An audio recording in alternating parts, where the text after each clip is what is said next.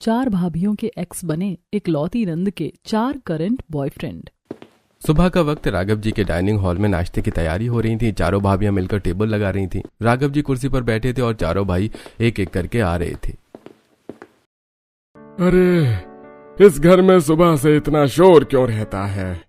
शोर नहीं है खन्ना जी, ये रौनक है हमारे घर की। आखिर भरा पूरा परिवार जो है, 4 बहुएं हैं, बेटे हैं, बेटी है। वैसे तुम ठीक ही कह रही हो सरोजनी। अगर सुबह इतना शोरगुल ना हो तो दिन अधूरा अधूरा लगता है। तभी मीरा ने सपना को देखा और दबी हंसी रोक नहीं पाई। सपना, आज पराठे आपने बनाए हैं? हाँ तो? अरे अरे, गुस्सा क्यों कर रही हो? मैंने तो बस विवान को देखकर कहा। आज 3 पराठे खाए उसने, आखिर उसकी पत्नी ने जो बनाए हैं। अरे 3 साल हुए मेरी शादी को, मैं जब से देख रही हूँ विवान नाश्ते में 3 पराठे ही खाते हैं। डाइनिंग टेबल पर बैठकर सभी लोग नाश्ते के साथ साथ हंसी मजाक भी कर रहे थे। तभी ऊपर से एक आवाज आई, मम्मी चॉकलेट शेक है ना? है बेटा, रखा है।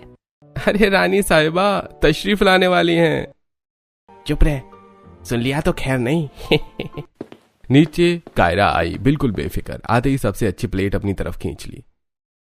अरे कायरा, ये क्या तरीका है? इतनी देर से सोकर उठी हो और आते ही सीधे नाश्ता करने लगी। न किसी से गुड मॉर्निंग, न प्रणाम, न कुछ। Okay, good morning. और हाँ, मैं अपने टाइम पर ही सोकर उठती हूँ। ये आप लोगों का प्रॉब्लम है जो आप लोग इतनी जल्दी उठ जाते हैं। और अब मुझे नाश्ता करने दीजिए, मुझे कॉलेज भी जाना है। तुम्हारे पास तो हर बात का ही जवाब होता है। ठीक है, अब नाश्ता करो और कॉलेज जाओ। तभी बाहर से आवाज आई, अरे आज कोई नया लड़का आया है, मोहल्ले में सब लोग अलर्ट हो जाओ। दुबे अंकल को अभी भी यही लगता है कि वो ड्यूटी में है। तभी तो पूरा दिन छत पर दूरबीन लेकर लोगों पर नजर रखे रहते हैं। हाँ, पिछले हफ्ते सब्जी वाले को सस्पेक्ट बता दिया था और उससे पहले तो बेचारे अखबार वाले से इतनी पूछताछ कि बेचारा रोने लगा।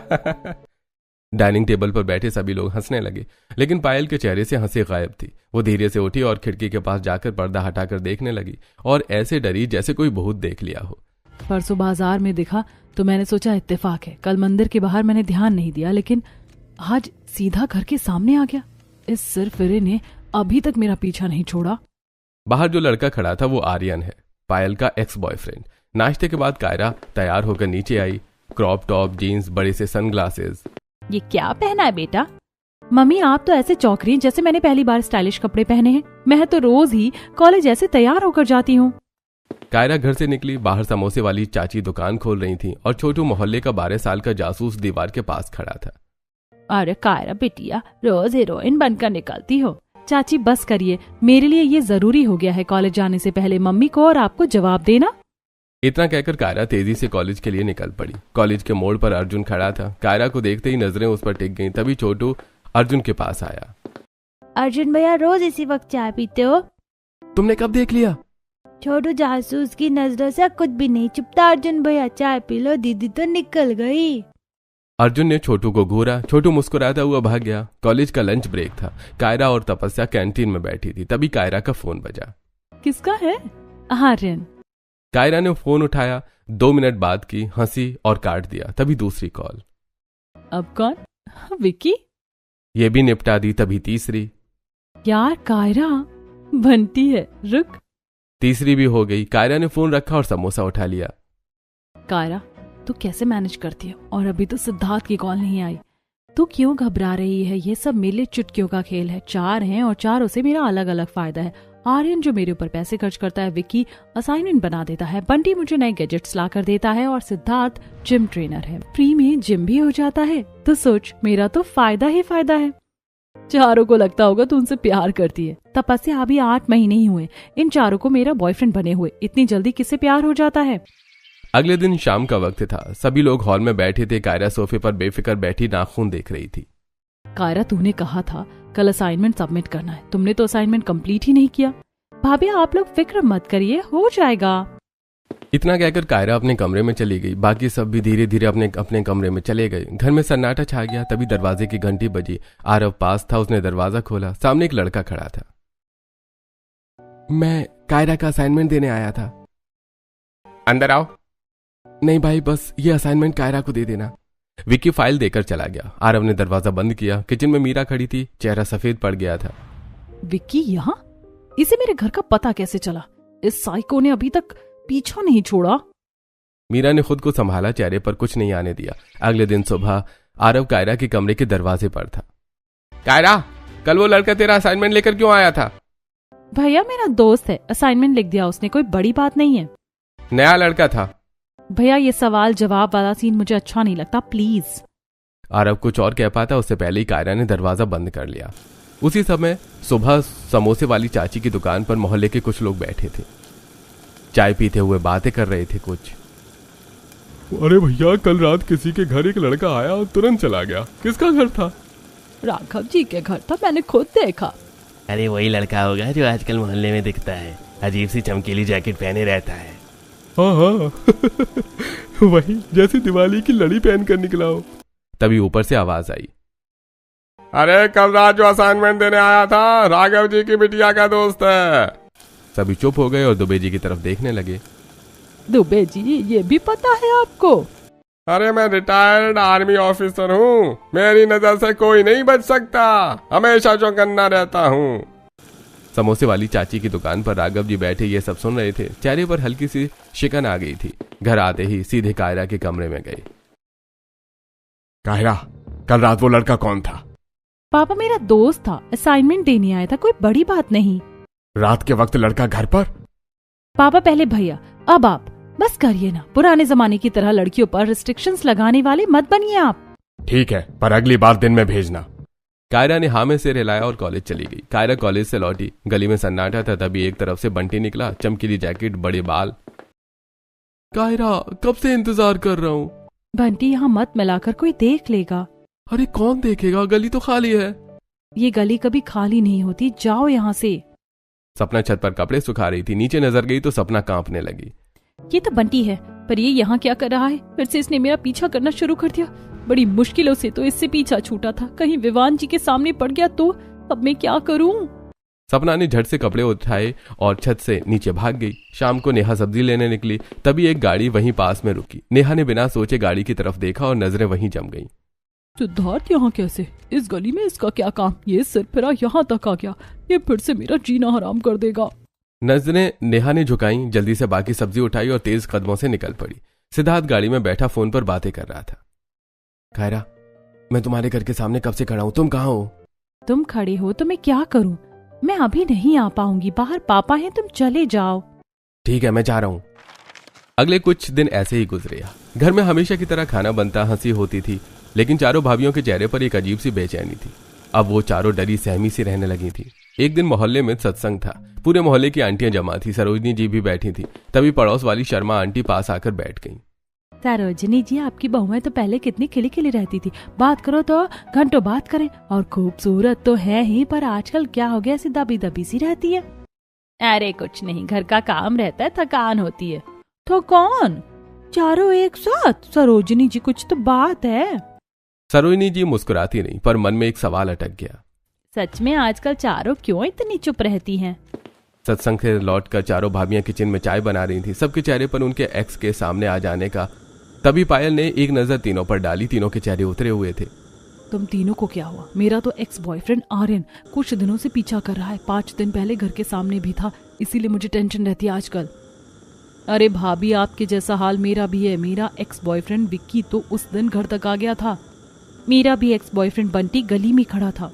मैं भी उस दिन सब्जी ले रही थी, तभी मेरा एक्स बॉयफ्रेंड सिद्धार्थ भी गली में खड़ा हुआ था। मेरे तो होश ही उड़ गए थे उस दिन से।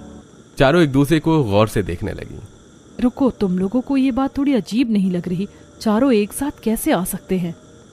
हाँ, एक ही वक्त में, एक ही मोहल्ले में। बात तो सही है, ये इत्तेफाक नहीं हो सकता। एक ही वक्त में चारों को हमारे घर का पता कैसे चला? पता नहीं क्यों, पर मुझे ये मसला कुछ और ही लग रहा है। एक बात तो अच्छी हुई। क्या? कि हम चारों ने एक दूसरे से शेयर कर लिया, वरना अकेले अकेले डर डर के बुरा हाल हो गया था। चारों एक पल के लिए चुप रहीं, फिर एक दूसरे को देखकर हल्की सी हंसी आ गई। रात गुजरी। अगली सुबह समोसे वाली चाची की दुकान पर चाय की चुस्कियां चल रही थीं। दुबे जी और राघव जी साथ बैठे थे। अरे राघव भाई, एक बात कहनी थी, आपको अपना मानता हूँ इसलिए कह रहा हूँ। बोलिए दुबे जी। कल कायरा को देखा, एक बड़ी गाड़ी से उतरी, लड़का साथ में था, मोहल्ले के कोने पर उतर गई और अकेले चलती हुई घर आई। राघव जी का चाय का कप हाथ में रुक गया। वो लड़का मुझे देखने में सही नहीं लगा। जमाना बहुत बुरा है राघव भाई, जरा ध्यान दीजिएगा। राघव जी कुछ नहीं बोले, उठकर सीधे अपने घर चले गए। हॉल में चारों बेटे भी बैठे थे। कायरा नीचे आओ। कायरा नीचे आई, चारों भाई भी चौकन्ने हो गए। दुबे जी ने बताया कल तुम एक लड़के की गाड़ी में थी, मोहल्ले के कोने पर उतरी, कौन था वो? पापा दोस्त है मेरा। कायरा कभी तो सीरियस हो जाया करो, पापा तुमसे कुछ पूछ रहे हैं, जवाब दो। भैया आप भी शुरू हो गए, प्लीज आप सब लोग मुझे जीने दीजिए। और पापा आप, मुझे आपसे उम्मीद नहीं थी कि आप दूसरों की बात सुनकर मेरे ऊपर शक करेंगे। किचन में खड़ी चारों बहुएं बातें सुन रही थी। तभी नेहा ने कहा, दुबे अंकल ने कायरा को एक लड़के की गाड़ी से उतरते देखा और उसी दिन मैंने सिद्धार्थ को उसी गली में देखा। पता नहीं क्यों पर मुझे लग रहा है वो लड़का सिद्धार्थ ही था। और मैंने भी छत से कायरा को उस दिन बंटी से बात करते देखा था। अपनी घबराहट में उस पर ध्यान ही नहीं दिया, पर आज सोच रही हूँ तो विक्की असाइनमेंट लेकर आया, कायरा का नाम लेकर। आर्यन भी घर के सामने खड़ा था। अब हमें पता करना होगा ये चारों कायरा को कैसे जानते हैं, पर कैसे? चारों सोच में पड़ गई। तभी खिड़की से छोटू दिखा, गली में मटर गश्ती करता हुआ। मिल गया तरीका। थोड़ी देर बाद चारों ने छोटू को बुलाया। छोटू एक काम करेगा? भाभी जो बोलिए, छोटू जासूस हाजिर है। गली में आजकल कुछ नए लड़के आ रहे हैं, उन पर नजर रखनी है। बस इतना समझो, ये तो हो गया, लेकिन मैं बिना पेमेंट के कोई काम करता नहीं हूँ।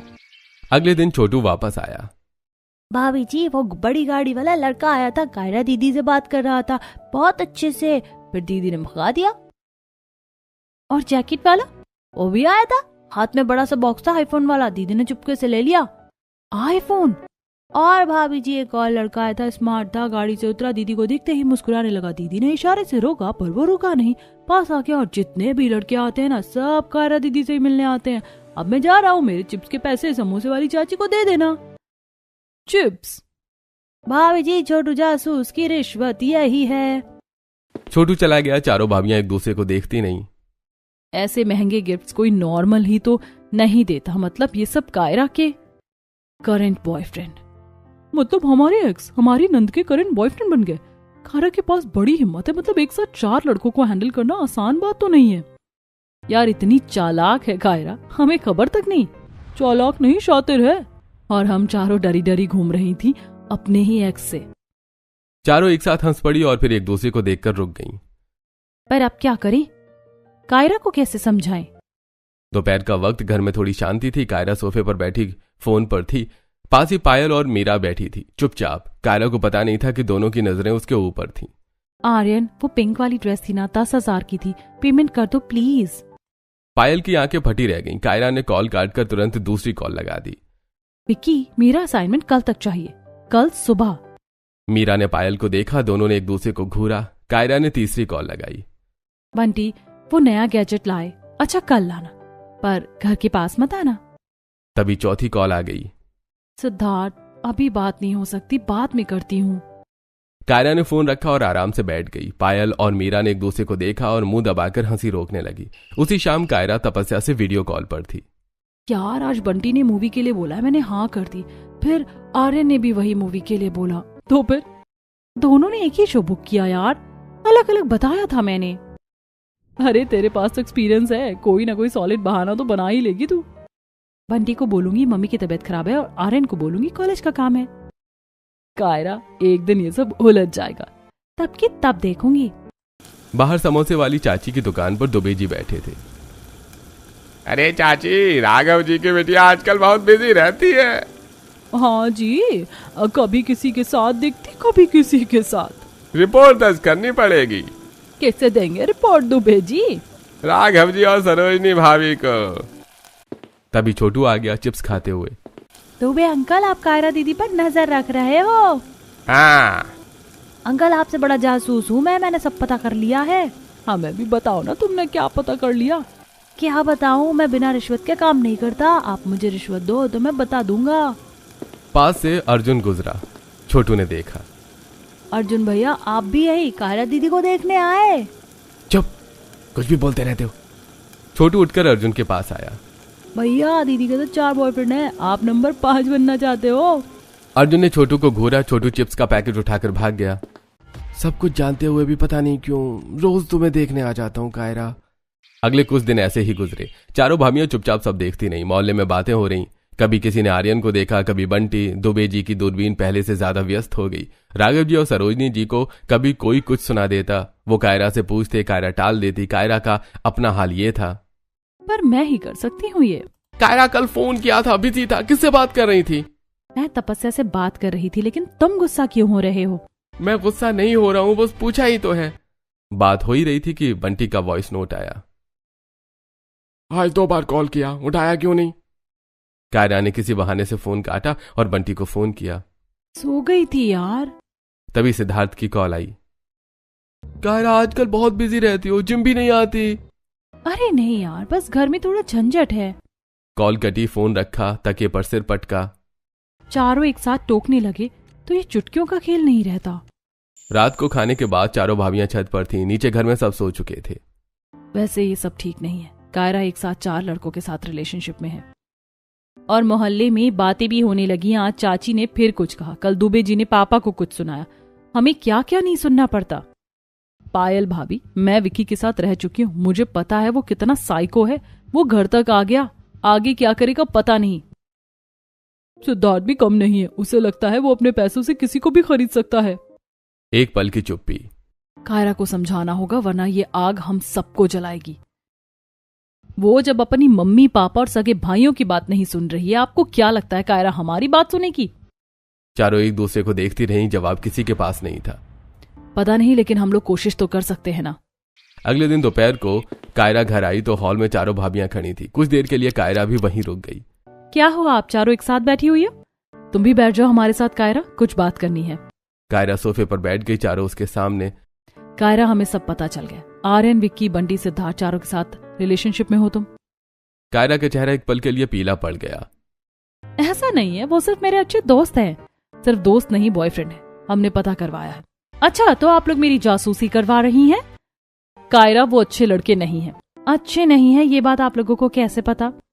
कायरा, वो हम चारों के एक्स हैं। ये खेल नहीं है। बंटी को मैं जानती हूँ, विक्की को मीरा भाभी जानती हैं। ये सभी लोग साइको हैं। ये कमाल हो गया, मेरे करंट बॉयफ्रेंड मेरी भाभियों के एक्स बॉयफ्रेंड निकले। कायरा, हम तुम्हें समझाने की कोशिश कर रहे हैं और तुम ऐसे हंस रही हो। पर मुझे नहीं अच्छा लगता कोई भी मेरी जिंदगी में इंटरफेयर करे। ये हक तो मैंने अपने मम्मी पापा को नहीं दिया, फिर आप लोग तो खैर भाभी हैं। और हाँ, मैं कैसे मान लूं आप लोग मुझे समझा रही हो सकता है आप लोगों का पुराना प्यार फिर से जाग उठाओ। तुम्हें होश भी है? तुम क्या कह रही हो? मुझसे तेज आवाज में बात करने की जरूरत नहीं है, वरना याद रखिए आप लोगों ने मुझे अपना सीक्रेट खुद बताया। भैया, लोगों को बताने में मुझे 1 मिनट नहीं लगेगा, सोच लीजिए। कायरा मुस्कुराते हुए कमरे में चली गई। चारों भाभियां वहीं खड़ी रह गईं। हमने उसकी मदद करनी चाहिए और उसने हमें ही धमकी दे दी। यही होता है ना हमेशा। नंद और भाभी, ये रिश्ता कभी बराबर नहीं रहा। हम दुश्मन थे और रहेंगे, चाहे कुछ भी करो। जो चली आ रही है, नंद ने हमेशा भाभी को बुरा ही समझा है। हम समझाने गए थे, वो ब्लैकमेल करके आई। चारों की आंखें नम थी। अगले दिन कायरा हॉल में बैठी थी। चारों भाभियां किचन में काम कर रही थी और सब सुन सकती थी। कायरा ने उन्हें परेशान करने के लिए अपने बॉयफ्रेंड से बात करने लगी। आर्यन, वो रेड हील्स आज शाम तक चाहिए, नहीं तो फोन मत करना। पायल का हाथ रुक गया। विक्की, असाइनमेंट 1 घंटे में मेल करो, वरना ब्रेकअप। मीरा ने आंखें बंद कर ली। बंटी बेबी, बहुत याद आ रहे हो। वो नया फोन कब ला रहे हो? सपना ने चम्मच रख दिया। कल जिम में मिलना, पर किसी को पता नहीं चलना चाहिए। नेहा ने धीरे से किचन का दरवाजा बंद किया। जानबूझकर कर रही है, दिखा रही है कि हम कुछ नहीं कर सकते। और सच में कर भी क्या सकते हैं हम? चारों चुप हो गईं। बाहर से कायरा की हंसी की आवाज आ रही थी। चारों भाभियां किचन से निकलकर हॉल में आ गईं। कायरा, आर्यन पागल है। उसे लगता है अपने पैसों के दम पर वो किसी को भी खरीद सकता है।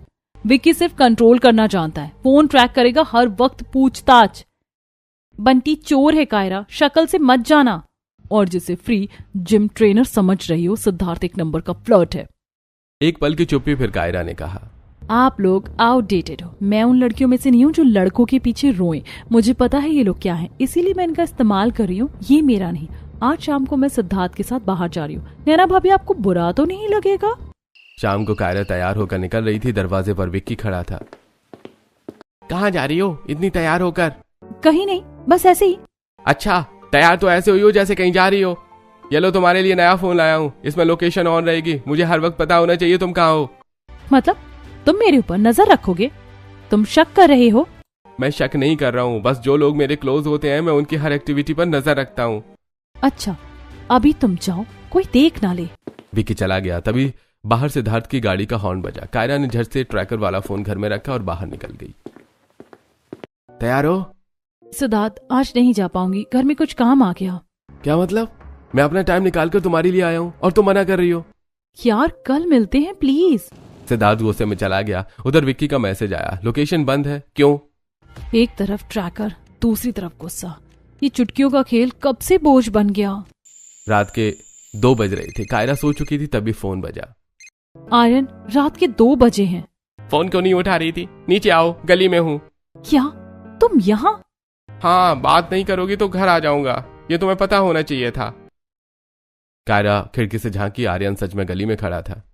पागल हो गए हो? घर वाले जाग गए तो जागने दो, पैसे खर्च करता हूँ, हक तो बनता है। तुम अभी जाओ। उस रात कायरा पहली बार डरी थी। अगले दिन कायरा कॉलेज नहीं गई। कॉलेज के बाहर आर्यन, विक्की, बंटी, सिद्धार्थ चारों बैठे हुए थे। तभी कायरा की दोस्त तपस्या आई। तपस्या, कायरा अभी बाहर क्यों नहीं आई? तभी आर्यन और सिद्धार्थ भी तपस्या के पास आते हैं।